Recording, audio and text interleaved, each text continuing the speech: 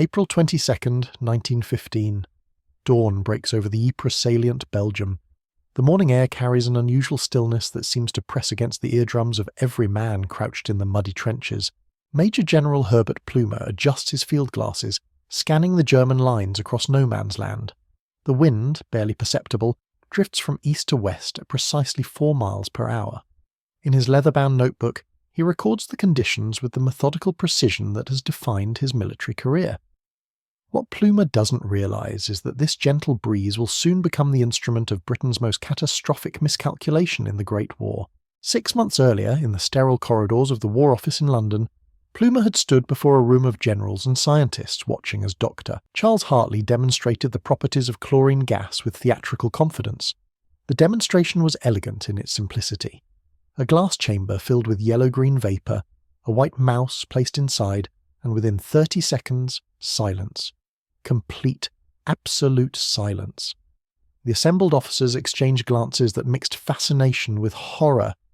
This was the weapon that would break the deadlock of trench warfare. This was how the British Empire would reclaim its destiny on the Western Front. Hartley's voice had carried the authority of Cambridge-educated certainty as he explained the mathematics of chemical warfare. 1 cylinder of chlorine gas, properly deployed, could incapacitate an entire battalion. The calculations were irrefutable. Wind speed, gas density, atmospheric pressure, all variables that could be controlled, measured, predicted. The Germans had used gas at Ypres in April, killing 5,000 French colonial troops in minutes. But their primitive methods lacked British scientific precision. Where the Germans relied on crude improvisation, Britain would deploy industrial perfection. That autumn morning in Whitehall, surrounded by maps and meteorological charts, the plan had seemed flawless. The British Empire possessed the world's most advanced chemical industry. Manchester factories that had produced dyes for the Empire's textiles could manufacture chlorine gas by the ton. Liverpool docks that had shipped cotton from America could now dispatch cylinders of death across the Channel. The infrastructure of commerce would become the machinery of victory. Plumer had volunteered his 15th Corps for the first major British gas attack, scheduled for September 25th at the Battle of Loos. The target was a 6-mile stretch of German trenches defended by the 6th Bavarian Reserve Division. Intelligence reports suggested the Germans were expecting a conventional artillery barrage followed by infantry assault. They would not be prepared for the yellow-green cloud that would roll across no man's land like fog from hell itself. The technical specifications read like a textbook in applied chemistry. 5,400 cylinders of liquid chlorine, each weighing 160 pounds when full. Enough gas to create a toxic cloud 40 feet high and 6 miles wide. The cylinders were manufactured in Birmingham by Metropolitan Vickers, transported to France by rail, and installed in the British trenches under cover of darkness. Each cylinder was equipped with a brass valve that could release the entire contents in 12 minutes. The mathematics were precise, the engineering flawless, the timing calculated to the second. But chemistry, Plumer was about to discover, operates according to laws more fundamental than military strategy. The wind that had seemed so cooperative during planning sessions in London proved far less obedient on the Belgian battlefield. Meteorological conditions that appeared stable on paper became chaotic variables in reality. The gentle westerly breeze that should have carried British gas toward German lines possessed a malevolent tendency to shift direction without warning. At precisely 5:30 that morning, Plumer gave the order to open the valves. Along 6 miles of British trenches, soldiers wearing primitive respirators turned brass handles and watched as yellow-green vapour began seeping from thousands of cylinders. The gas moved slowly at first, heavier than air, pooling in shell craters and following the contours of the churned earth. Through his field glasses, Plumer watched the cloud gather density and momentum, rolling forward like a prehistoric monster awakening from centuries of slumber. The initial moments unfolded exactly as the War Office scientists had predicted. The gas cloud advanced at walking pace across no man's land, maintaining its coherence and direction. German sentries, visible as dark silhouettes against the morning sky, began pointing and shouting.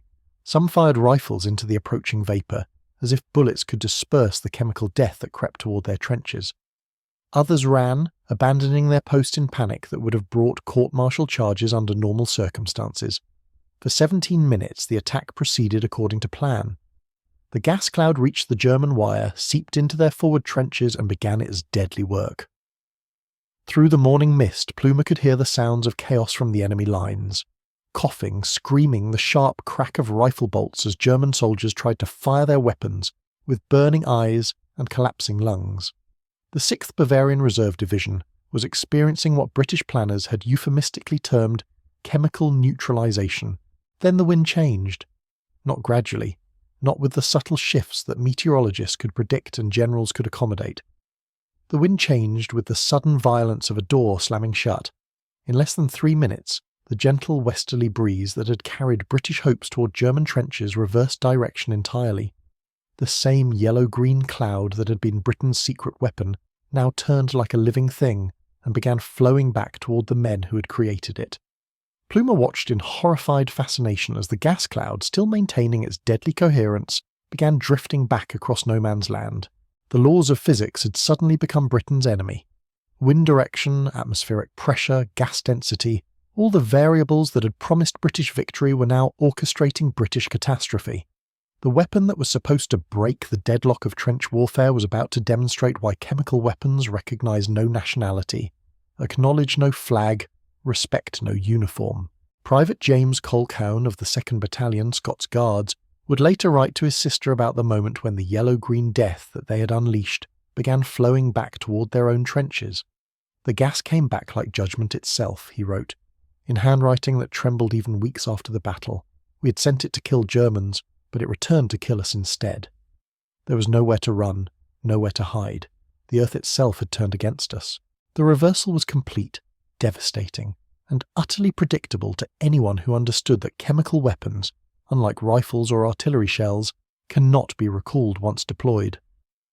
The British Empire's most sophisticated scientific weapon had become the instrument of its own destruction, demonstrating with lethal clarity that some innovations in warfare create as many problems as they solve. By noon on September 25th, 1915, 7 British battalions were retreating from their own gas cloud, coughing up blood and stumbling blindly through trenches they had occupied just hours before. The medical stations behind the British lines had prepared for German casualties, not British ones. Dr. William McNeill, Chief Medical Officer for the 15th Corps, had studied German gas attacks extensively, documenting symptoms and treatment protocols with clinical precision. His field hospital contained antidotes for chlorine poisoning, oxygen tanks for respiratory distress, and morphine for the inevitable agony that accompanied chemical burns. What he had not anticipated was treating his own soldiers for wounds inflicted by their own weapons. The first British casualties began arriving at McNeill's station at 11:47 that morning. Private Thomas Hartwell of the King's Own Yorkshire Light Infantry stumbled through the tent flaps, his uniform stained with vomit and blood, his eyes streaming tears that had turned pink from burst capillaries. Behind him came Corporal Edward Mills, gasping for air through lungs that were dissolving from the inside out. Within minutes, the tent designed for 20 German prisoners was overflowing with British soldiers who had become victims of their own scientific warfare. McNeill's medical journal, discovered in the Imperial War Museum archives 70 years later, documents the horror with methodical precision. Patient exhibits classic symptoms of chlorine gas exposure. Respiratory distress severe, pulmonary edema evident. Patient repeatedly asks why the gas came back, unable to provide medical explanation for meteorological phenomenon. By afternoon, his handwriting had deteriorated into barely legible scrawls, as exhaustion and despair overwhelmed clinical training. The reversal had caught entire battalions unprepared for chemical warfare defence. British gas masks, designed primarily for protection against German attacks, proved inadequate against the concentrated doses of British chlorine. The primitive respirators, little more than cloth pads soaked in urine and pressed against faces, offered minimal protection against the yellow-green death that now filled British trenches. Soldiers who had confidently donned these masks hours earlier now found themselves choking on air that had become poison. Lieutenant Colonel Hugh Bethell, commanding the 1st Battalion Coldstream Guards, had positioned his men in reserve trenches 300 yards behind the gas release point. Military doctrine suggested this distance provided adequate safety margin against chemical weapons. The wind change transformed that safety margin into a death trap. Bethell's battalion, which had been preparing to advance through German lines cleared by gas, instead found themselves retreating from their own weapon. The psychological impact proved as devastating as the physical casualties. British soldiers had been trained to view chemical weapons as instruments of German barbarity, violations of civilized warfare that demonstrated Hun brutality and British moral superiority.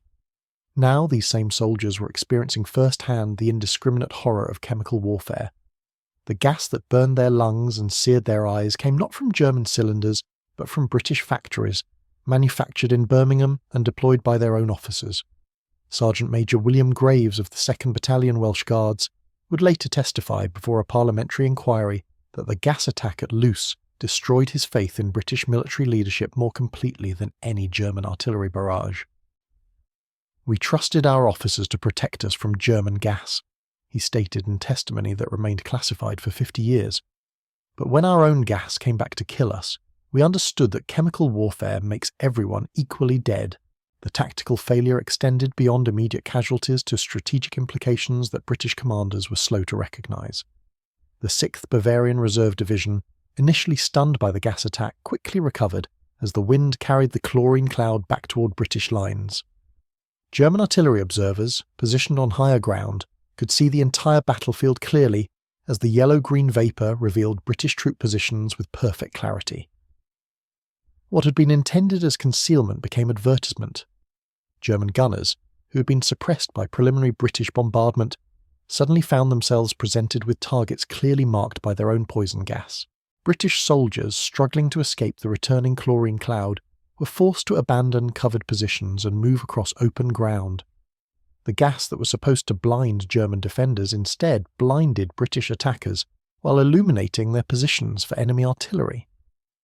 Major General Plumer, watching from his observation post, realised that the wind change had transformed British tactical advantage into strategic catastrophe.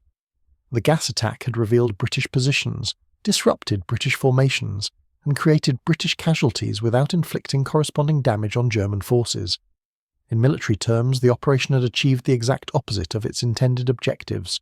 By 2 o'clock that afternoon, German artillery had begun systematic bombardment of British positions clearly marked by the retreating gas cloud. The same yellow-green vapour that was poisoning British soldiers was simultaneously directing German fire with unprecedented accuracy. Plumer's 15th Corps found itself under the most concentrated artillery barrage it had experienced since arriving in Belgium, guided by their own chemical weapons. The Battle of Loos, which had been planned as Britain's first major chemical warfare victory, was rapidly becoming a demonstration of why weather remains the most unpredictable variable in military planning. The scientific precision that had characterised British gas warfare preparation proved utterly irrelevant when confronted with meteorological chaos. Wind direction, atmospheric pressure, and temperature gradients operated according to natural laws that recognised no military authority. Captain James Morrison, a meteorologist attached to Plumer's staff, had provided weather forecasts based on the best available scientific data. His predictions, derived from barometric readings and wind velocity measurements, had indicated stable westerly winds for the duration of the planned attack. The sudden reversal that occurred at 10 minutes past 8 that morning fell outside the margin of error for early 20th century meteorological science. Morrison's weather station, positioned 2 miles behind British lines, recorded the wind change with instruments that had been calibrated in London and transported to Belgium specifically for the gas attack. The data showed wind dropping velocity to 0 at 8:07, remaining calm for 3 minutes and 12 seconds, then reversing direction with sustained velocity of 6 miles per hour from west to east. The scientific measurements were precise, but they came too late to prevent the catastrophe they documented. The German response to the British gas attack revealed sophisticated understanding of chemical warfare that British intelligence had underestimated. Within hours of the wind reversal, German forces had deployed their own gas masks, established decontamination stations, and begun systematic artillery bombardment of British positions marked by the retreating chlorine cloud. The 6th Bavarian Reserve Division, which British planners had dismissed as second-rate troops, demonstrated tactical flexibility that transformed British disaster into German opportunity. German military documents captured during subsequent operations revealed that their forces had been expecting British gas attacks for months. Intelligence reports indicated that German observers had detected British cylinder installations during nocturnal reconnaissance missions. The sudden appearance of 5,400 gas cylinders in British trenches had not escaped German attention, Despite British efforts at concealment, more significantly, German forces had studied the wind patterns around Ypres extensively, documenting meteorological conditions that could affect chemical weapons deployment. Their weather stations, positioned throughout occupied Belgium, had detected the atmospheric instability that British meteorologists had missed. When the wind began to shift that morning, German artillery observers were prepared to exploit the reversal. The battle that had been intended to demonstrate British scientific superiority instead showcased German tactical adaptability and meteorological preparation. The catastrophe unfolded with the methodical precision of a Swiss timepiece counting down to midnight. By 3:15 that afternoon, the yellow-green death had settled into every shell crater, every communication trench, every dugout that British engineers had carved from Belgian soil. The gas moved like liquid mercury, flowing downhill, pooling in depressions, finding every crevice where human beings might seek shelter from conventional warfare. What had been sanctuary became tomb. Colonel Reginald Barnes, commanding the 3rd Battalion Gordon Highlanders, stood in his command bunker watching his regiment dissolve before his eyes.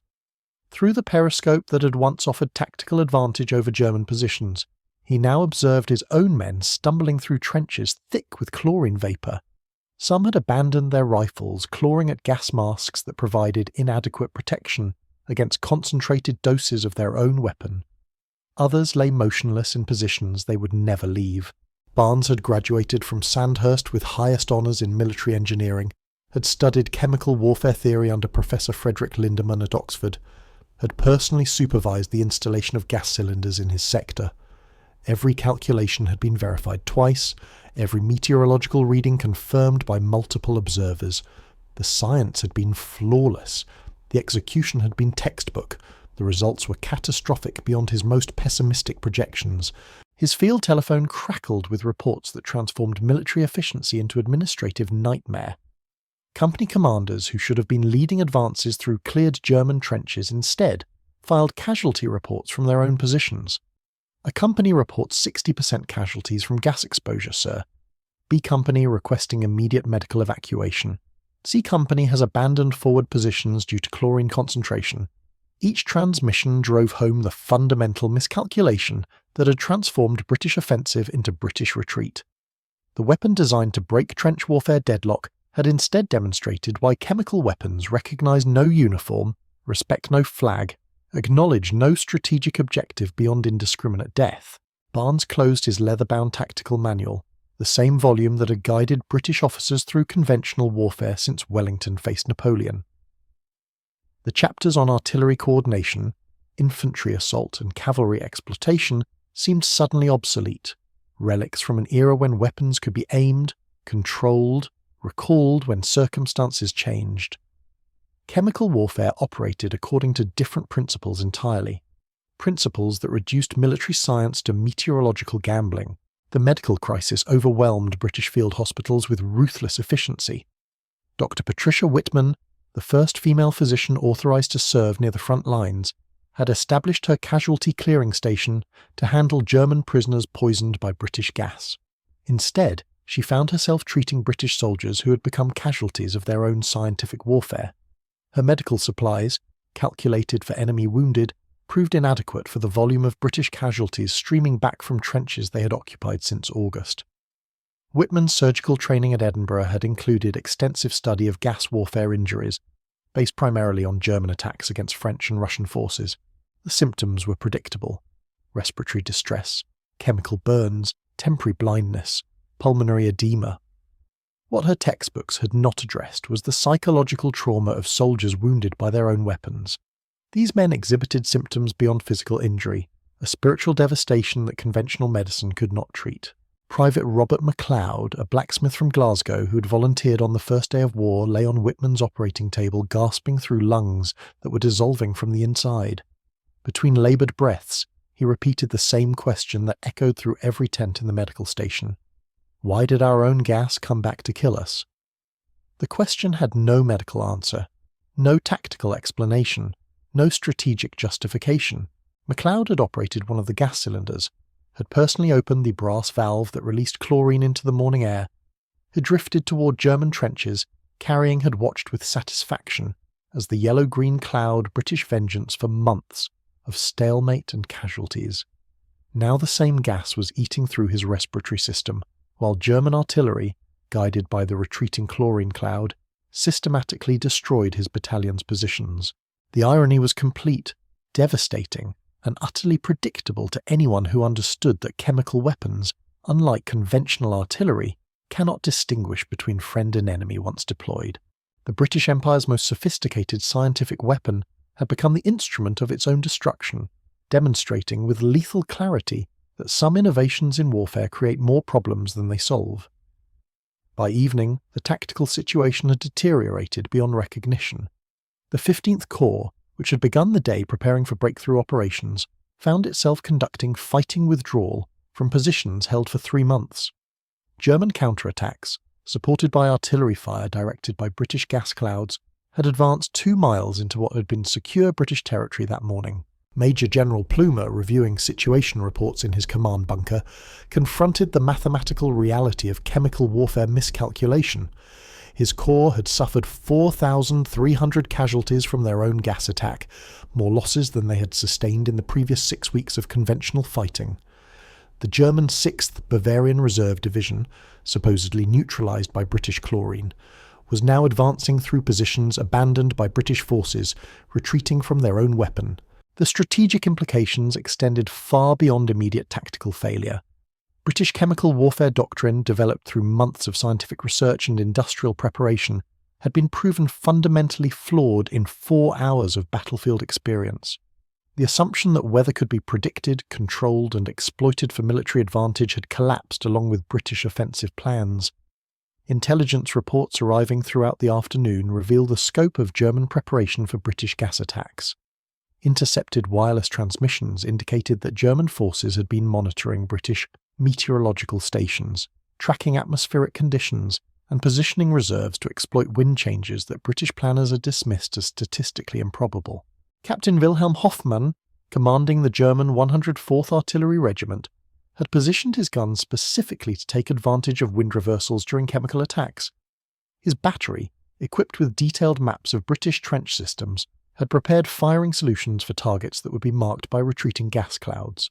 When the chlorine began flowing back toward British lines, Hoffmann's gunners were ready to exploit the tactical opportunity. German artillery doctrine, developed through extensive study of their own gas warfare experiences, recognized that chemical weapons created as many targeting opportunities as they eliminated. Wind changes that disrupted gas attacks simultaneously revealed enemy positions with unprecedented clarity. The same yellow-green vapour that blinded attacking forces illuminated their locations for defensive artillery. Hoffmann's guns, silent during the initial gas release to avoid revealing their positions, opened fire at precisely 8:23 that morning, as British chlorine began settling, achieved more accurate into British trenches. His battery fire in 30 minutes than they had managed in 3 weeks of conventional bombardment, guided by gas clouds that marked British positions better than any reconnaissance aircraft. The psychological impact on British forces proved as significant as physical casualties. Soldiers who had entered battle confident in British scientific superiority now questioned fundamental assumptions about technological warfare. The gas that was supposed to demonstrate British industrial advantage had instead revealed British vulnerability to natural forces beyond human control. Sergeant Thomas Crawford, a professional soldier with 15 years of service in India and South Africa, would later write that the gas attack at Loos destroyed his faith in British military leadership more completely than any enemy action. We had been told that science would win the war, he wrote in memoirs published 30 years later. But when our own science turned against us, we understood that war is still about men dying in mud. The failure cascaded through British command structure with devastating efficiency. Brigade commanders who had planned exploitation operations through German trenches cleared by gas instead organised defensive positions against German advances supported by British chemical weapons. Division headquarters, prepared to coordinate breakthrough operations, found themselves managing retreat from positions held since summer. Corps artillery, positioned to support infantry advances across no man's land, was forced to redirect fire to protect British trenches marked by their own gas clouds. The same guns that should have been suppressing German defences instead provided covering fire for British withdrawal from their own chemical attack. The logistics of chemical warfare proved as problematic as the tactics. 5,400 gas cylinders, each weighing 160 pounds when full, could not be easily moved or concealed once deployed. The massive installation that had taken weeks to complete in secret now advertised British positions to German observers with perfect clarity. British engineers, who had spent months designing concealed gas cylinder positions, now faced the impossible task of removing evidence of chemical warfare preparation while under German artillery fire guided by British gas clouds. The infrastructure created for offensive chemical warfare had become a liability that compromised defensive positions. Supply lines that had been established to support gas warfare operations now carried medical supplies for British casualties instead of ammunition for German prisoners. Transport capacity allocated for exploitation operations was redirected to evacuate British wounded from positions they had held securely until unleashing their own chemical weapons. The Battle of Loos, intended to demonstrate British mastery of scientific warfare, instead revealed the fundamental unpredictability of chemical weapons deployment. Meteorological conditions that had seemed stable during planning proved chaotic in execution. Wind patterns that appeared favourable in London proved lethal in Belgium. British meteorological services, despite access to weather stations throughout the Empire, had failed to predict atmospheric conditions that German observers had detected and exploited. The same scientific precision that characterised British chemical weapons development had not extended to weather forecasting accuracy. By midnight on September 25, 1915, the British Empire's first major chemical warfare offensive had ended in complete tactical failure and strategic disaster. The 15th Corps, which had begun the day preparing for breakthrough operations, was conducting fighting withdrawal from positions held for months.